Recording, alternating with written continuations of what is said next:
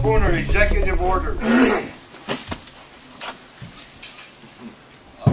There's a long list of concerns that I have, but this is one that's been bothering me the last few weeks, and that's our president going nuts, issuing executive orders.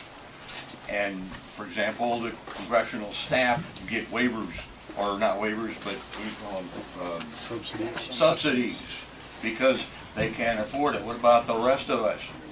Why don't we get the same subsidies? But my big concern is, what is Congress doing about the president overriding Congress? To me, that seems unconstitutional. I hear very little about it. I know the press doesn't work well with our side, but by God, you guys should be up there screaming all the time.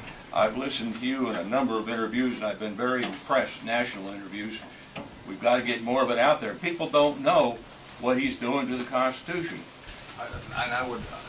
I agree with that. I'm concerned about what's happening with just the executive orders and the president saying, well, if Congress doesn't work, I'll do it on my own. That's not the way the Constitution works. That's right.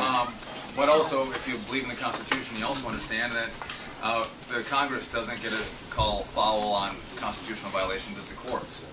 And so the courts have cried foul on some of them, and others they've upheld what he's done, but we've got to go to the courts, and that takes time.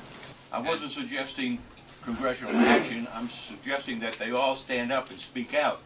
You talk about us getting together. Why doesn't, at least on our side, Congress get up and tell the public what's going on? So one of the problems is, if you look at Fast and Furious, you look at Benghazi, you look at the IRS scandal, we have hearings, and the media doesn't want to talk about that.